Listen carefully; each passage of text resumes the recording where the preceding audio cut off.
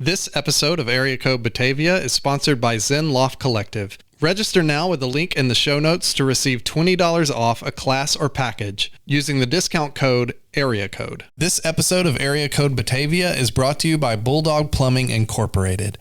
For more information or to schedule an appointment, visit their website in the show notes or give them a call at 630-313-9109. I think as long as your heart is in Batavia and you care about the town and you want to see it improve, I don't care how long you've lived here. You could have lived here for 2 days and said, I want to be involved in this town. You know, I think that's what it means to belong. I think, you know, you have to have some stakes and some interest in being here, you know, and I like to think that Batavia, I mean, we have our own issues, but I like to think it's a pretty welcoming place. And so I try to be part of the group that is welcoming.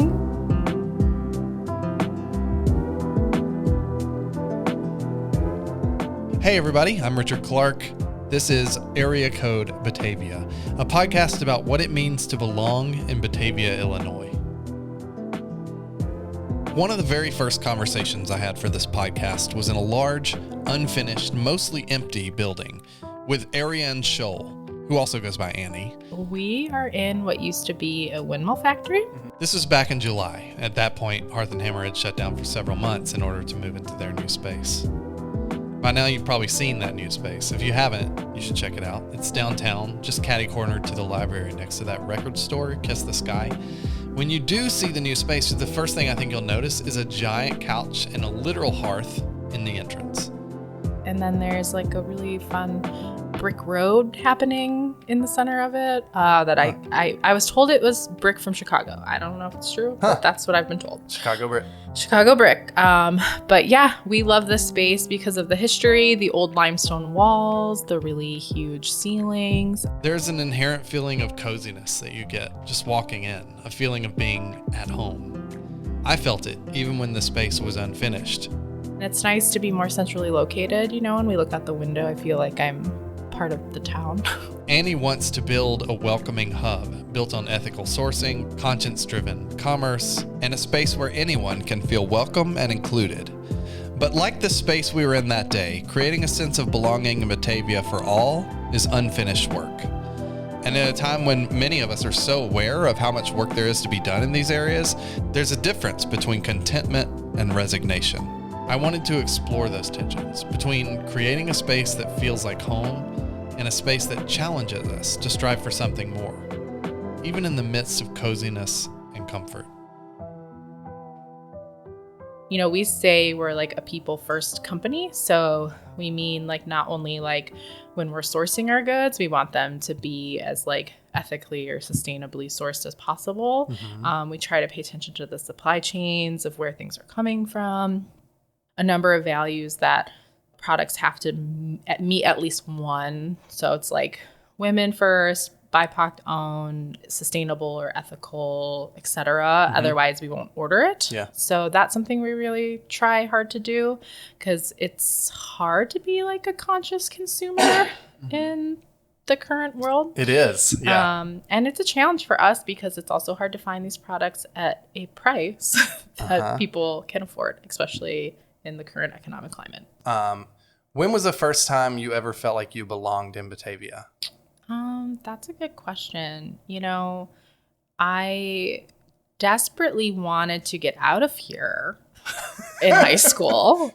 So you're one of the people who grew up here. Yeah. And of course, at some point, you hit 15 or 16. You're like, I've got to get out. Anywhere else, please. Yeah. So I moved to Chicago for 7 years. Okay, and makes then sense. In 2014, we moved back. Yeah. And we rented, it was actually Louise White's old house. So, okay, you know, there's the school Louise White, and she has the house that she lived in is off of 25 and was previously for rent. So we moved there. And I would say in 2014 when I moved back and I started kind of seeing Batavia through like not like an outsider, but like as someone who hadn't been there for a while, I started to love Batavia again. And I would ride my like yellow Schwinn bike down to the popcorn depot and get popcorn and like really appreciate the river and how beautiful like the dam is. I mean, I know the dam is bad for the river, but just, over there by the Challenge Mall, it's beautiful. Is that like settled? Is that settled? Do people all agree that the dam is bad for the river? I think the environmentalists and ecologists and the people that actually know what's healthy for the river have decided that is true. Because I haven't looked into this subject, so that's interesting to me. Yeah. But there's a lot of controversy around it because if the pond. But anyways, and I just started appreciating like the history and like the old buildings. And so I think that's when myself and my husband Andy were like, Batavia's actually kind of cute, and we were older and had different interests. And was your husband also from here? Yeah. Okay. Mm-hmm. Yeah. So you're both sort of in the same situation where you'd moved away and then came back and fell in love with it again. Yeah, pretty much. That's cool. Yeah, it's fun. So I think that's probably maybe when I decided I wanted to belong here. I think I probably always belonged here since I was born here, and my whole family, but not my whole family, but most of my family was here. And so it was sort of like, okay, fine.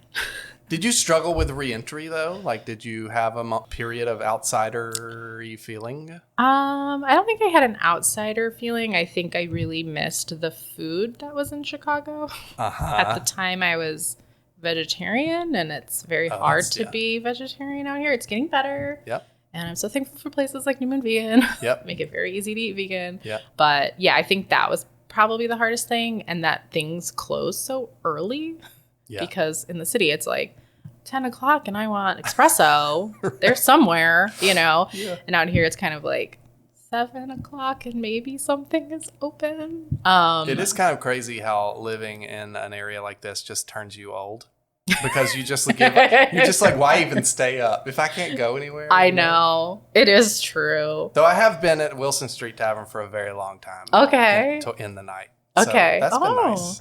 See, and I'm not a beer drinker so much. I've thought about just like posting up at Sturdy Shelter and writing because I'm like, people will be there. Yeah. So maybe I will do that one day. But I'm more of like a coffee shop person, and like really they all close at 5. Go to bed at 3. Yeah. Because it's over after that. Literally. Yeah. So you pretty quickly felt like you were a part of Batavia. And at what point did you, what's the moment that you and your husband said, not only do we love Batavia, we want to start a business here. We want to start Hearth and Hammer. I mean, I started working on Hearth and Hammer when I lived in the city. We had a booth at 715 Vintage where we sold vintage goods. Mm-hmm. And then I started making the candles when I was there. So that was kind of the first moment that it was like Hearth and Hammer is in Batavia. Mm-hmm. And then we started doing the Artisan Collective, and we did like their holiday market. Yeah. And I don't ever think we're going to be millionaires. And, we came to that conclusion quickly. And we're like, if we want a house and a business, we cannot do this in Chicago. And we knew we wanted to have a child, and I wanted our child to have like the same freedoms that I did growing up. I love Batavia because kids still like walk to the quarry, they ride their bikes, they play in the neighborhood with their friends. We know so many people in our neighborhood that like as she gets older, it's like there's people on like every block to kind of be like check in if something weird seems to be happening, go to this house. Yep. So I had nannied in the city for a long time, and I just saw that like these children had the tightest leash, and I don't blame their parents because it was just like it's more dangerous. Like you don't know your neighbors. Right. So I was like, okay. So that's kind of when we decided to kind of invest and stay in Batavia. Mm-hmm. And I joke, I think we were like 25 or 6, and we're like, we need to move out of the city and go to the country and have more space and a porch. Yeah. I'm just like, God, we're so old. Like when we were like already 26. At 25. I definitely was not saying that at 25 or 26. I wish I was, maybe. I don't know. But I think there really is a feeling of like suburbs, at that age. So I'm impressed, I think, that you had that thought at that point. Yeah. I think I was just growing tired of not feeling super safe all the time. Yeah, in the city. That makes sense. There is a tension, especially when you're moving from somewhere like Chicago to Batavia. There is a tension between safety and opening your world a little bit, and like diversity and inclusion and things like that. And you did mention like POC owned brands and stuff like that. Yeah.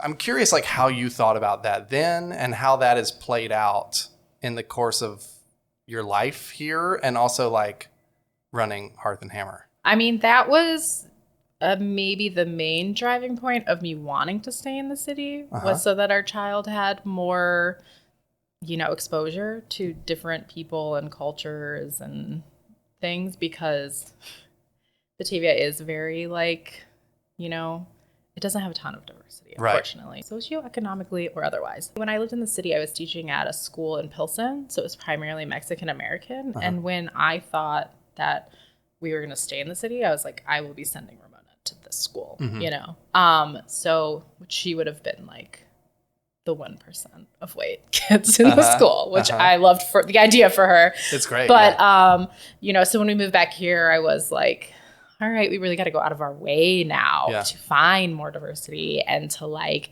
open up her eyes to other cultures and things, because she doesn't always just see them like at school or et cetera. So I think it's a lot in like my motherhood world for her to try to, diversify. Even as simple as just like going to Bocaditos and introducing different foods to her. I put empanadas in front of her so many times until she decided that she liked them. I was like, you will eat these because I'm going to be eating them. Things like that. But yeah, I try to do our best with the products in the store as well, because I truly believe, you can vote for the world you want to see with your pocketbook, So, I really do try to keep like a large array of, BIPOC, women-owned brands and that sort of thing, and brands that give back in different ways as well, that donate to like schools, literacy, that kind of thing, because there's part of me that still feels guilt of not being a teacher anymore, especially since I was teaching in like an underserved community. I felt very like, it's so selfish of me to leave and go just try to do my own creative whatever. So I do try to give back as much as I can with this business and try to use it to support and spread awareness and raise funds when possible. I mean, I just think that's being like a responsible citizen as well. I think we should all be doing that. There's a sense in which it's inspiring to me because guilt is real, right? Like the guilt thing, it comes almost built into moving to the suburbs a little bit, or moving to a town like Batavia.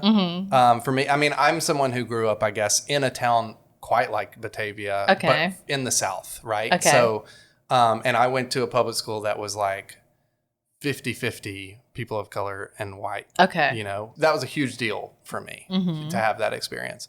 And so moving here was a little bit hard in that respect. But I think the flip side of guilt is something I see Hearth and Hammer doing, which is sort of aspiration, or like trying to shoot for a goal that you haven't yet achieved. Which is interesting. I'm curious like how conscious that is. I think it's very conscious. I try to buy things as ethically as possible myself. And so when we were going to make a store, I was like, great, I'm going to source everything so that when I go to buy it, I personally feel good about it. And then hopefully we'll find other people that care about it and that they'll know, oh, I can feel good about buying this thing, and it comes down to quality too. Like, people often ask, like, is everything local here? And I'm like, everything isn't local here because for us, it isn't local first necessarily. It's quality first. So, we try to source local goods. And if we can get it quality and local, then that's great. We love that. We want to do that. But sometimes it's hard to do partnerships with local folks because they haven't gotten to the point yet where their goods is as quality as they need to be, or they understand wholesaling. And so we try to partner with people in that way too. But yeah, I would say that the buying and thinking about the ethics and who's making it and where is it coming from, like that's very, very at the forefront of what we're trying to do. How did you, when you started Hearth and Hammer, how did you expect that to pan out? I had no real plan. I thought that I was, air quotes, retiring from teaching to write. Okay. That was my goal. So I was nannying the bare minimum I needed to in order to write. And I was submitting poems and things to journals. And I did get some things published, and that's great. And then I was in a writing program, and I was like, oh, what if I made candles based on classic novels? And Andy is a designer. So I was like, can you make the labels? We put them on Etsy, and then it got more traction than I thought it would quickly. Very cool. So I didn't have a game plan. You just went with it. You were kind of riding a wave a little bit. Yes, I just followed the wave. I said, okay, I guess I'm supposed to own a candle company. Yeah, so, cool.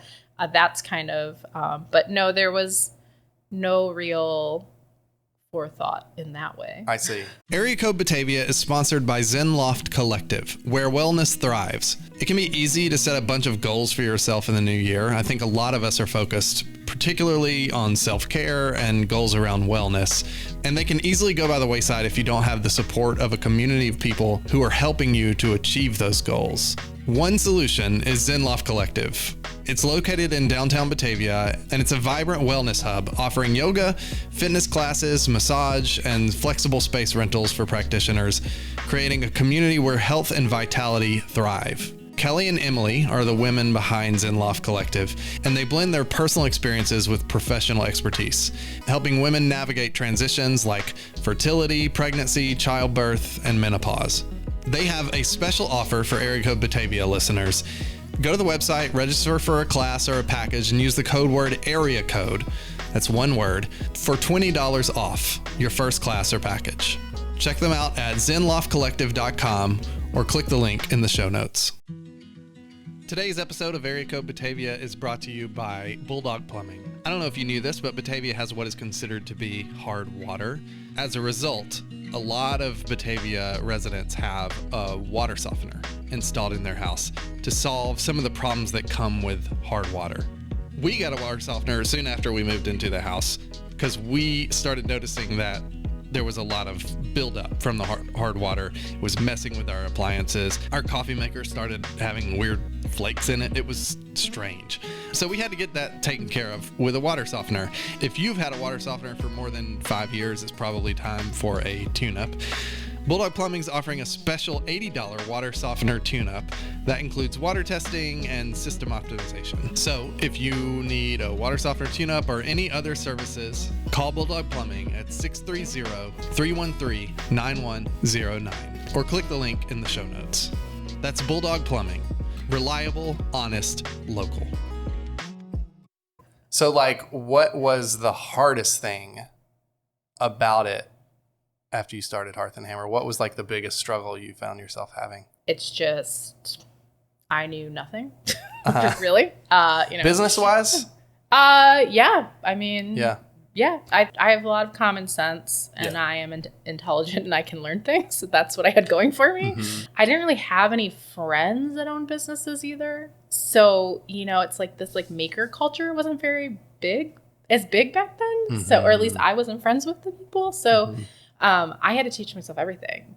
I just Googled and asked questions and reached out to people and just collected information as much as I could. So that's something I try, when people come and they want to sell things to me, I always am I'm happy to give you advice because I know how incredibly lost you can feel when you don't know the answers. Yeah. And someone just saying hey, have you applied for a sales tax number?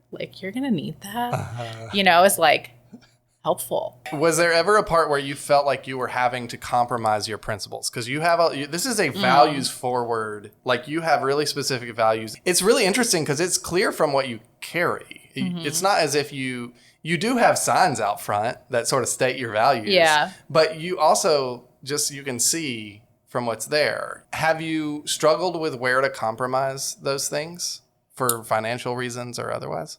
Yes. I mean, it's sourcing goods can be difficult. Mm-hmm. There are some things like crinkle paper that I can only get from certain suppliers that I know I don't agree with their views on things. Mm-hmm. But if I don't get it from them, it costs twice as much. in like a like hundreds of dollars sort of way. Yeah. And so sometimes we have to say like, well, we're of no use to people if we go out of business based on this specific issue, Right, you know? right. So it is, sometimes there is like a picking and choosing in that way, where it's like, okay, you know, if I stand on my principle and then I run out of money, then, you know, I'm not supporting these brands and, you know, X, Y, and Z. So there are times where it's sort of like, okay, we're going to try to solve that point. But for now, we just have to like swallow it. You know, right now we're really trying to move away from Uline because they've got very interesting views and things. So, and you know, Google it, people. Google it. Yeah. I'm not, you know, and I guess a customer last year had gotten a bag and it said Uline on it. And they were like, I thought, you know, you guys were moving away from them. And honestly, I appreciate when people call me out because I say it specifically so that people hold me accountable. You know, I wouldn't say this on Instagram if I didn't want people to be like, excuse me. But, you know, sometimes we need something in a day. And it's like either I have no bags or I have Uline bags. So, you know, we do our best to try to part from people when we discover things that don't align with our values. Right. But yeah, it's definitely challenging. It's also challenging because we'll buy things from small like makers. Yeah. And then it's like, I can only know so much about where they're getting that from. Yeah. So that's why I say like, there's the different value points, you know? So it's like, okay, I'm going to support the small jewelry brand or this hair clip brand or whatever, you know? And sometimes I ask them questions about their supply chains. And sometimes I go, we live in a world where every hair clip is made in China, and that's not necessarily a bad thing. You know, sometimes people see made in China and they're just like, it's made in China. And I'm like, a lot of things are made in China, and there's also good sustainable factories in China. Right. So like, we can't just see China and say garbage or China and say not sustainable. Right. You know, so that's like, there's a lot of like teaching myself and then needing to teach consumers also. And there's a lot of intention behind that too, it sounds like. Where even if you're making a compromise, you're doing so knowingly. Yeah. And you're doing that like with an intention, a future intention. Yeah. We're not perfect. Yeah. And I mean, we never will be. Well, one of the things that's interesting to me about this is like, none of us are perfect. And I think one of the biggest struggles that, you know, even my family has, we want to shop at Hearth and Hammer all the time for everything. But like Walmart and Amazon are very tempting. 100%. And like they have, and what I'm not doing is making a case for shopping at those places instead. But I am saying, I'm acknowledging a reality, which is that I think a lot of people listening to this, and certainly our family, has to make those decisions sometimes. Has a birthday coming up, and we're going to have to get them, they want a specific thing. Oh, yeah. Or even like they want a thing that I just know we can't afford if it's from here. Yeah, for whatever sure. Reason. But, you know, I mean, I feel like I need to now say a disclaimer. Prices aren't that much higher at Hearth and Hammer. In fact, they're pretty good. I'm just going to throw that out. I'm going to get there. that on a t-shirt. In fact, they're pretty good. No, I mean, I think people struggle with that decision making all the time. And I like your model of making those decisions with intent and with an eye toward sort of knowing where the boundaries are a lot of times. For sure. As often as I can, I'm going to do it this way. And otherwise, you know, sometimes I have to make choices. Sure. Yeah. I mean, we do not carry LOL dolls. And you know what? My daughter is obsessed with them.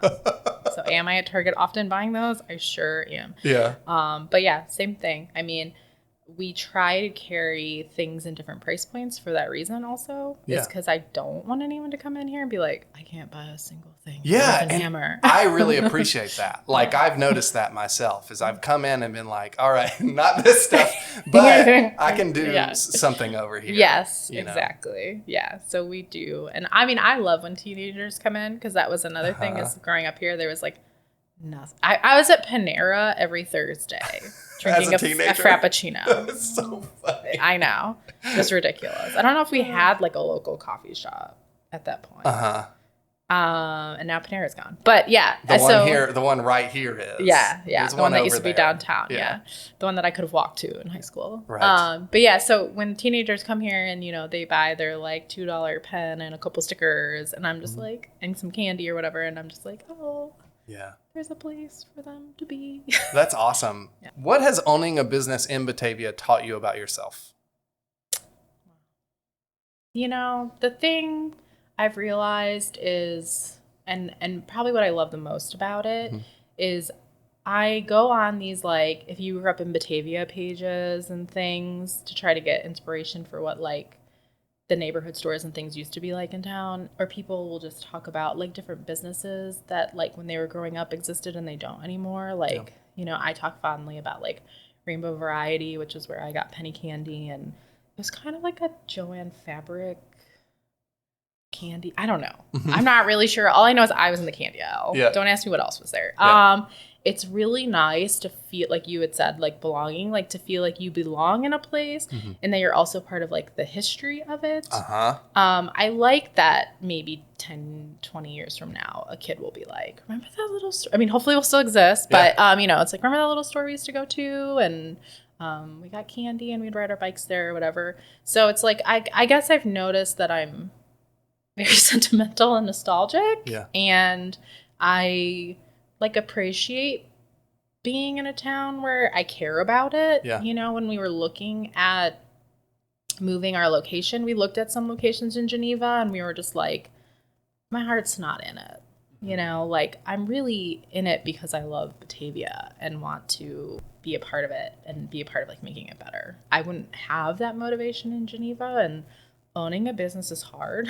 Yeah. So unless you have some sort of, like, thing driving you, it's, like, easy to give up. Yeah. So I guess that's the driving thing for me. Yeah. And I also learned, especially during the pandemic, like, we're very, very resilient, like, and both Andy and I are really good brainstormers and problem solvers.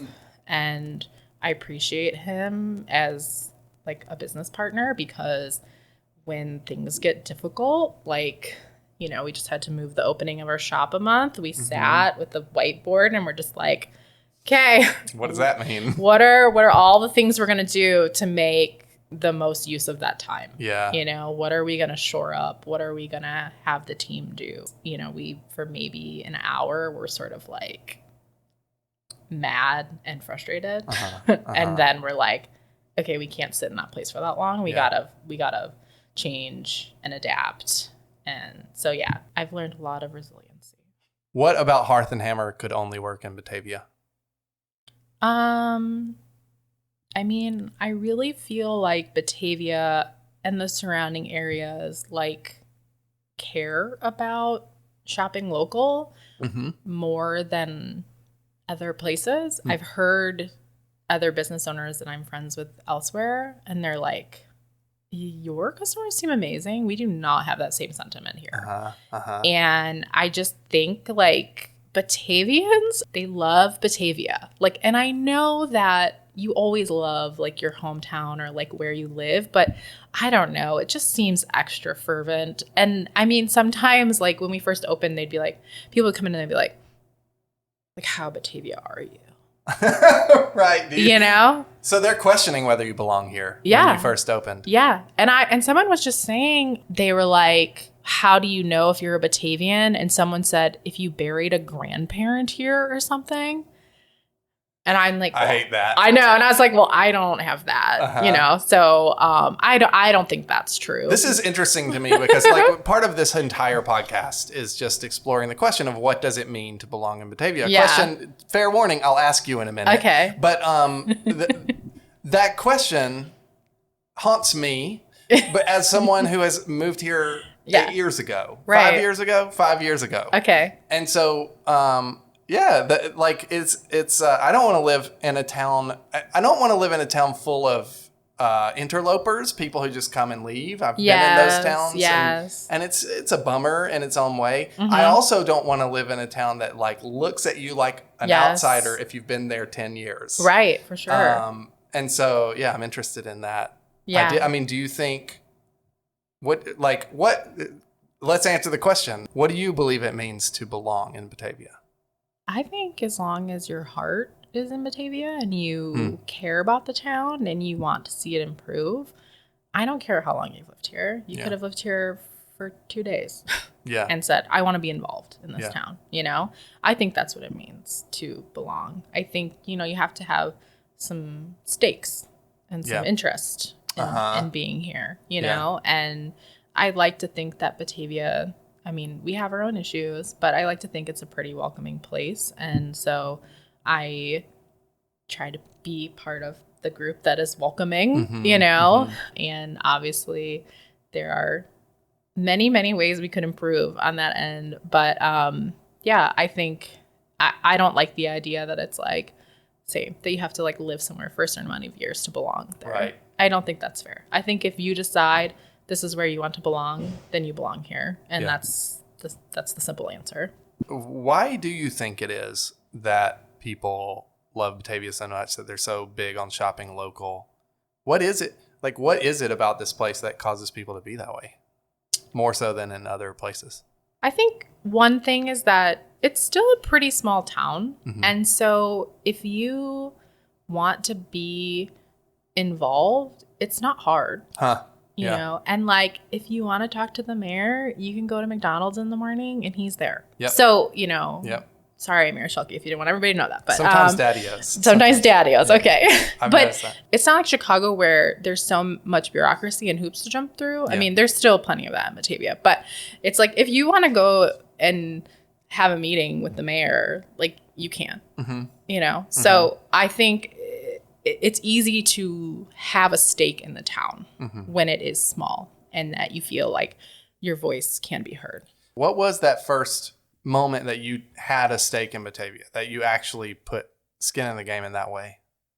I think I was just kind of born into it because I went through the school system and I had my favorite teachers and I had all my memories growing up here with my friends. And so, it's my hometown. It's my childhood hometown. Like when I was living in the city, I would be nostalgic and be like, some of my friends still lived here. And I'd be like, I want to be home for the summer, be going to the quarry and hanging out, So I think I was just born into it. It was born into me. And, I think it wasn't until later that I actively chose to accept that as a truth. I think, I wanted to go to school in New York City and, I still want to travel the world and I am, but I think I had any number of futures envisioned for myself that had nothing at all to do with Batavia. Yeah. And so sometimes Andy and I just look at each other and we go, we're in Batavia, huh? I guess we chose this. I guess we're here, and we have a house and we have a business and my friends will joke and they'll be like, you really doubled down on Batavia. And I'm like, I know, right? Because they knew me in high school and I was like, I need to get out of here as fast as possible. So I don't know. It's a mystery to me too. I think I'm just along for the ride at this point, you know? Yeah. And it feels nice to be here right now. And I can't imagine living anywhere else. And, I just travel when I get bored.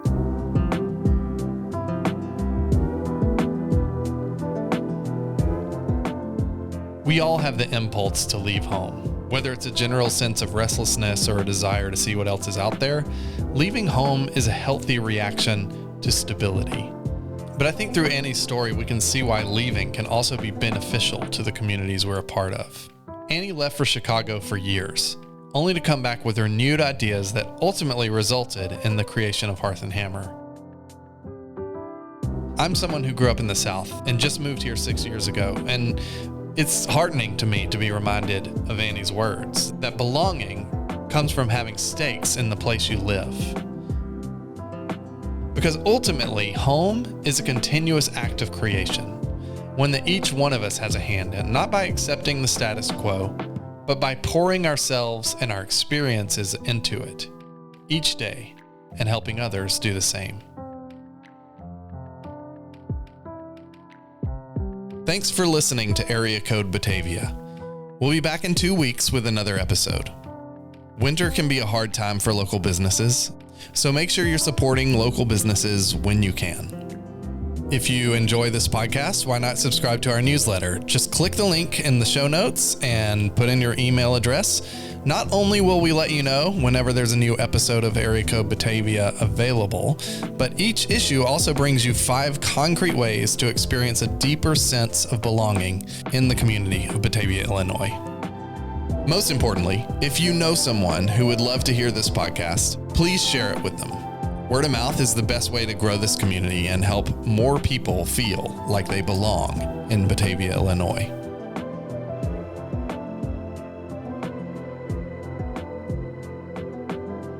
Area Code Batavia is produced by Area Code Audio. It's hosted and produced by me, Richard Clark, with additional production help from Jennifer Clark.